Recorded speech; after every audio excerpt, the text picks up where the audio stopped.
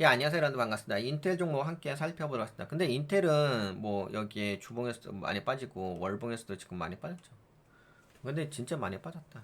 그래도 한번 체크해 봅시다. 예, 빠진 거 빠진 거고. 근데 이제 오늘 그나마 이제 반등해서 좀 올라오긴 했죠. 근데 아무래도 많이 하락한 부분이 있어서 그런 것 같아요. 야. 근데 이 회사는 그렇게 잘 성장하는 것 같진 않은데. 예전에 인텔이라고 한다면 CPU 쪽에 알아주는 기업이었는데. 지금 많이 빠졌다. 추세도 다 깨져버렸고. 그러면 지금은 이제 반등의 관점으로 봐야 되긴 하겠네요. 아, 밀린다? 밀린다? 차트가. 여기서도 밀리죠. 밀렸다가 반등했다, 밀렸다, 반등했다, 겨우겨우 돌리면서 지금 역 헤드 앤 숄더 패턴 나오면서 올라온 거죠.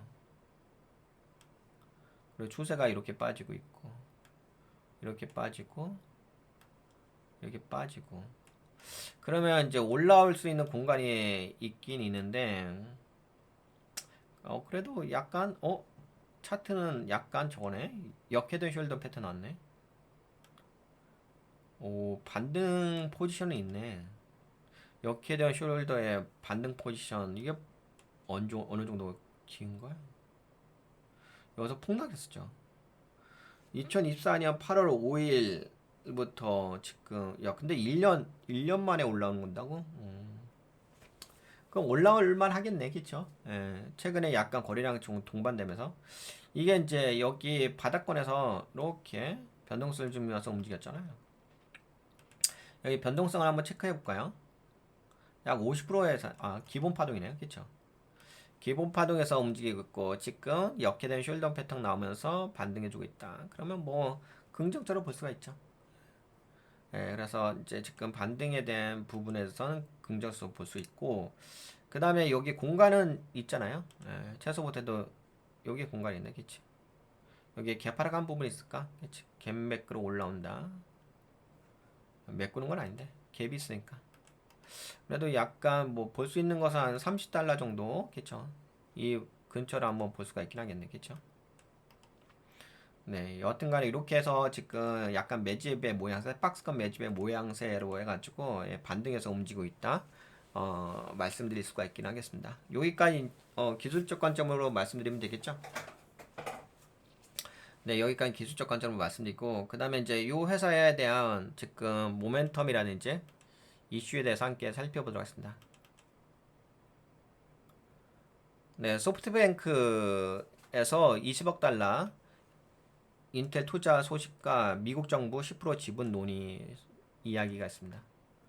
우선 이제 처음에 미국 정부에서 이제 10% 지분 논의가 있었지, 그때 한번 이제 반등해서 올라오긴 했었어요. 그러다가 다시 또 뭐 약간은 좀 안 좋은 이야기가 있었고, 너무 뭐 미국 정부가 인텔 기업에, 민간 기업에 너무 관여하는 거 아닌가. 그리고 이제 미국 정부에서 예를 들어서 10% 정도의 그 지분을 매입을 하게 되면은 기존 주주들의 가치가 하락할 수가 있잖아요.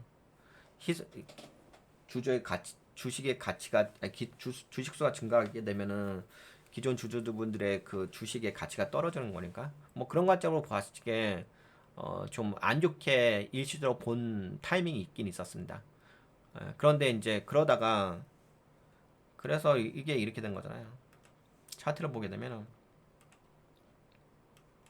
그게 이거였잖아요, 그치? 올라갔다가 N자로 빠진 부분. 그런데 또 어떤 소식이 갑작스레 들려왔냐면요. 네, 소프트뱅크가 20억 달러 투자한다는 소식이 들렸습니다. 그래도 여기는 이제 민간 기업이니까 민간 기업이 투자하는 거니까 이건 또 긍정적이라고 볼 수가 있긴 하겠죠. 네, 소프트뱅크가 인텔에 20억 달러 투자 발표를 했습니다. 인텔 지분 약 2% 정도 확보한다.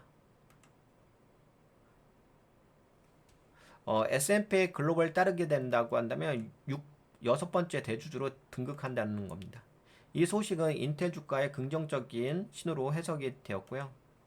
그래서 아까 보신 것처럼 예, 많이 올라왔었어요. 고가로는 12.13%. 근데 지금은 이제 윗꼬리 주면서 좀 빠졌죠. 지금 약간 매도세가 좀 더 강하게 나오면서 좀 눌린 부분이 있습니다. 근데 그럼에도 불구하고 추세로 본다고 한다면 5일선을 타고 올라가고 있잖아요. 그래서 아직까지는 그냥 지금은 다만 이제 캔들의 모양새로 본다고 한다면 약간 이제 올라가면서 저항대가 있다 보니까 차익 실현 물량에 의해서 차익 실현 물량보다는 매도 물량에 의해서 지금 많이 좀 늘린 부분이 있고요. 뭐 받게 되면 뭐 5일선만 깨지지 않는다고 한다면 좀 더 상승 추세를 이어가지 않을까 이렇게 보고 있습니다. 그래서 이제 이 소프트뱅크의 인텔에 대한 20억 달러 투자 소식이 있었습니다. 그리고 같은 시점에서 네, 미국 정부 트럼프 행정부는 인텔의 10% 지분 인수 검토 중에 있다. 2022년 칩스법 보조금 일부 약 80억 달러 이상을 지분으로 전환하는 방식이 유력하다. 시장 반응은 이제 8월 18일 본장에 인텔 주가가 마이너스 3.7%, 보조금이 원래는 보조금을 받게 되었는데 그거를 이제 지분으로 전환한다는 소식으로 인해 가지고, 그런데 이제 다시금 소프트뱅크 투자 발표 소식 이후로 급등을 한 거죠. 민간 대형 투자자 소프트뱅크가 들어왔다. 그러면서 이제 회사에 대한 신뢰가 좀 높아진다. 단 장기 회복은 고객 확보 여부에 달려있다. 지금 인텔의 경영 상황이 좋지는 않습니다. 2분기 손실이 마이너스 29억 달러이고요. 주력 사업인 파운드리 제조, AI, 칩 설계 모두 아직 확실한 고객 확보는 실패하고 있는 중에 있습니다. 오하이오 반도체 공장 건설 지연도 있고, 그리고 CEO 리브탄 회사가 너무 느리게 적응했다 라는 발언도 있고, 그리고 구조적 문제가 인정되고 있다. 그리고 소프트뱅크가 20억 달러, 약 지분의 2% 정도, 그리고 미국 정부가 최대 109억 달러 지분을 좀 확보하려고 한다. 그래서 소프트뱅크의 20억 달러는 시장에서는 신뢰 회복, 단기 주가 방어로 작용하고 있고, 그리고 이제 미국 정부가 그래도 들어오는 거니까 단지 이제 칩스법 보조금 지분을 이제 지분으로 전환하는 거긴 한데, 그래도 이제 정부가 개입을 하는 거니까 산업정책 안보 차원에서 개입하면서 최대 주주 가능성이 있다. 그래서 이제 소프트뱅크는 이제 재무적 관점의 투자, 민간 신뢰 부과. 미국 정부는 이제 정책적 투자. 그래도 미국 정부가 투자를 하는 거니까 나름대로 뭐 이 회사는 좀 안정적이다라는 그 신뢰는 줄 수가 있긴 하겠죠. 근데 다만 이제 이 민간 기업에 정부가 좀 개입을 하는 거니까 그것 때문에 좀 유연성이 떨어지지 않을까 그런 건 있어요. 그런 우려도 있고. 인텔을 미국형 챔피언 기업으로 키워 TSMC를 견제할 목표를 좀 갖고 있다고 보고 있습니다. 단순 보조금 지급이 아닌 투자 회수 가능한 구조를 지향하고 있다. 그래서 지분 전환으로 접근하고 있고, 트럼프 행정부의 산업 개입 확대, 소프트뱅크 입장, 미국 내 1,000억 달러 투자 약속, 그 실행 중에 하나의 일환이다. 그 요번에 20억 달러 투자한 것은 인텔에 대해서 인텔 투자, 미국 정부와의 관계 강화, 반도체 산업 포지셔닝 확보. 투자자 관점에서의 단기적 관점으로 보게 된다고 한다면 소프트뱅크 투자로 주가 심리 방어에 성공했다. 현금 유입 20억 달러 자체는 긍정적이다라고 볼 수가 있겠고요. 중기, 장기 관점으로 본다면 본질 문제, 해결 없이는 돈만 들어가는 구조이다. 그러니까 이 회사가 재무적인 거 좀 같이 볼까요? 우선 지금 상황에서 재무적인 걸 좀 보게 되면은 이게 분기인데 그래도 매출은 약간 증가했어요.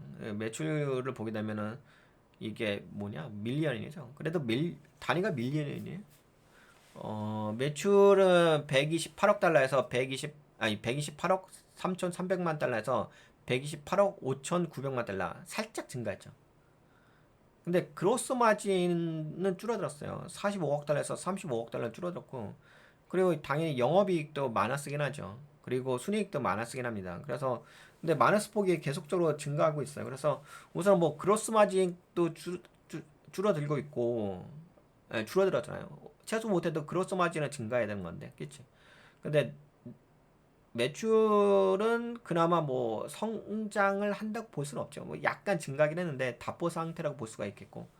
뭐 현재로서는 그 엔비디아의 그 재무적인 부분은 좋지는 않아요. 그러니까 재무적인 부분이 안 좋다는 얘기는 그 영업 실적이 좋지 않다는 거죠. 실제적으로 이제 비즈니스가 어느 궤도에 올라섰다고 볼 수도 없고 뭔가 나아지고 있다, 뭔가 이제 나아지는 그 시그널이 있다라고 보기가 어렵습니다. 현재 이 손익계산서 보게 된다고 한다면. 근데 그럼에도 불구하고 뭐 긍정적인 건 있어요. 어떤 부분이 좀 나름대로 낫냐면은 근데 이거 현금 흐름표는 그래도 괜찮더라고요. 현금 흐름표 보다면 영업활동 현금이 그러니까 현금 흐름이 너무 좋은 건 아닌데 그나마 현금 흐름표는 플러스예요. 영업활동 현금은 물론 이제 이게 외부적인 부분이 있어서 그러긴 한데 그래도 뭐 현금 흐름표 자체는 플러스이기 때문에 뭐 이 회사가 현재 최악의 경우라고 볼 수도 없죠. 왜냐하면 우선 현금 흐름표 자체가 플러스인 영업활동 현금 자체가 플러스인 부분이 있고요. 그 다음에 또 한 가지는 아까 보신 것처럼 소프트뱅크에서도 투자하고 미국 정부에서 투자했으니까 뭐 그런 관점으로 본다고 한다면 뭐 이 회사가 크게 문제가 발생할 가능성이 크진 않은 거죠. 다만 이제 실제적으로 이 회사가 영업 활동을 통해서 돈을 벌 수 있는 그런 영업 경영 전략을 가지고 있느냐인데 아직까지는 그런 시그널이 보이진 않습니다. 그래서 이제 그래서 이 얘기를 한 거예요. 본질 문제는 뭐냐면 본질 문제가 기술 경쟁력 약하고 고객 확보 부재. 그러니까 본질 문제 해결 없이는 돈만 들어가는 구조이다. 뭐 그럼에도 불구하고 뭐 좀 유동성 자금이 들어왔으니까 그런 부분은 좀 많이 좀 저평가된 저평가라고 보기는 어렵긴 한데 그래도 많이 하락한 거 대비 좀 안정성이 있다고 볼 수가 있긴 하겠죠. 다만 이제 정부 개입이 심화되면은 민간 주주 입장에서는 경영 자율성 저하 리스크가 존재할 수도 있다.